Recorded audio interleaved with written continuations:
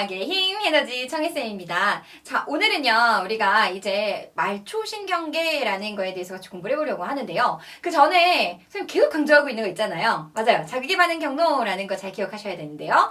자, 자극이라는 것을 먼저 우리, 맞아요. 감각기로 들어오는데, 감각기에서 감각신경으로 넘겨주게 되는데, 이 감각신경을 구성하고 있는 게 감각 뉴런이었던 거예요. 자, 그러면 이 감각신경이 결국에는 뇌라는 곳으로 자극을 전달했었고 뇌에서 이제 명령, 판단하는 거예요. 그죠? 그래서 판단해서 이렇게 행동해 라고 명령하면 그게 이제 누구한테 가는 거예요? 그렇죠. 운동 뉴런에게 갔었는데 바로 이 운동 뉴런이 구성하고 있는 게 운동신경이었던 거죠. 그래서 반응기로 간 다음에 결국엔 운동하게 되는 거다라는 그 반응들을 기억하실 때 우리가 지난 시간에는 이 뇌와 척수를 구성하고 있는 중추신경계라는 거에 대해서 좀 자세히 알아봤다면 오늘은요. 감각 뉴런, 그리고 운동 뉴런 이런 것들이 구성하고 있는 말초신경계에 대해서 좀 공부를 해보겠다라고 이해하시면 되겠습니다. 그래서 우리가 크게 두 개로 나눴었죠. 대뇌가 관여하는 반응들이 있었는데 그걸 우리는 의식적인 반응이라고 했고 대뇌가 관여하지 않는 반응도 있습니다 라고 하면서 무의식적 반응 혹은 무조건 반응이라는 것이 있다라는 거 기억해 주시면 되겠습니다. 자, 그러면 같이 정리해 볼게요. 먼저 의식적인 반응이라는 것은 어떤 경로로 이루어지는 거예요? 자극이 오면 감각기에서 받고 그거를 감각신경한테 준 다음에 결국 최종 목적지인 되뇌로 가서요. 이 되뇌가 맞아요. 운동신경에게 주면 반응기에서 반응이 일어나는 것, 즉 되뇌가 관여하는 반응을 우리는 의식적인 반응입니다 라고 기억할 수 있어야 되고요.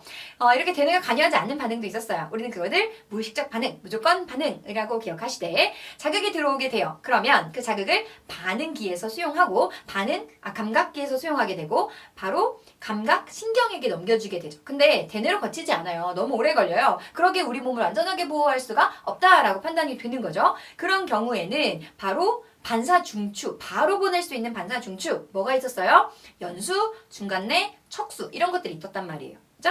그래서 여기에 보내게 되면 바로 여기서 이제 운동신경에게 주고 반응기에게 가서 바로 반응이 일어날 수 있도록 안전하게 우리 몸을 지킬 수 있도록 하는 것이 바로 무의식적 반응, 무조건 반응에 해당한다라고 보시면 되겠습니다.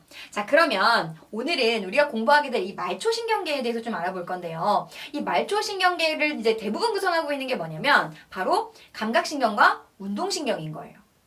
되셨나요? 감각신경과 운동신경계를 우리가 이제 말초신경계라고 하는 건데 그러니까 우리 신경계는 크게 두 부분으로 나누는 거죠. 뇌와 척수를 구성하고 있는 것이 중추신경계. 그럼 이것과 연결되어 있을 거 아니에요. 감각신경과 운동신경이. 이 감각신경과 운동신경은 우리가 말초신경이라고 이야기를 하는 거죠. 자, 정의 한번 볼게요. 중추신경계로 자극을 전달하거나 그럼 자극을 받아들여서 전달하는 건 누구의 역할이었어요?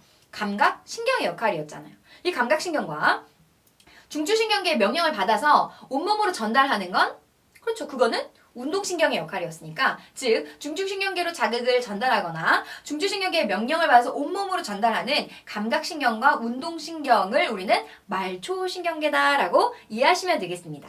근데 여기서 좀 더 자세히 보면 이 운동신경을 보면 우리가 운동에서 두 가지 반응에서 대뇌가 관여하는 게 있었고 대뇌가 관여하지 않는 반응이 있었단 말이에요. 그죠? 그러면 대뇌의 명령을 받아서 몸을 움직이는데 관여하는 걸 우리는 체성신경계라고 얘기를 하고 체성신경이라고 하고 대뇌가 관여하지 않는 것도 있었죠. 그죠?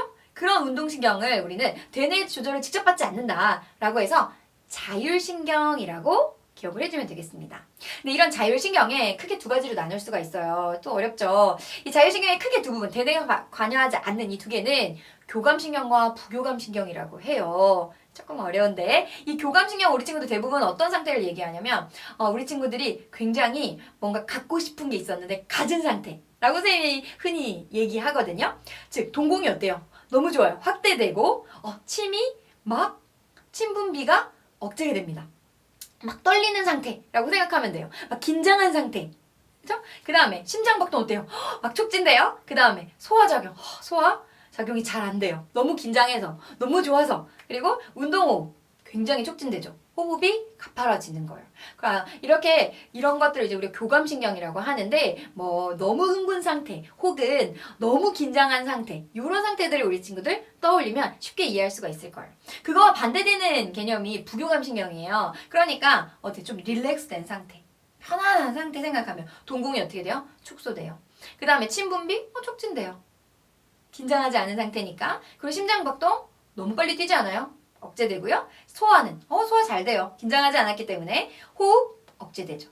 그렇게 반대되는 이런 작용들 한다는 거죠. 그걸 우리는 교감신경, 부교감신경이라고 하는데 이 교감신경과 부교감신경은 자율신경으로 대뇌의 조절을 직접 받지 않는 신경이다라고 기억을 해주면 되겠습니다. 그래서 오늘은 크게 우리 친구들 말초신경계가 감각신경과 운동신경으로 나눠지는데 이 운동신경 중에서도 대뇌의 관여를 받는 것, 대뇌 조절에 관여를 하는 거는 바로 체성신경이라고 하고 대뇌가 조절하지 않는다라고 한다면 그걸 자율신경이라고 하는데 이 자율신경에 교감신경과 부교감신경이 있다라고 기억해주면 되겠습니다.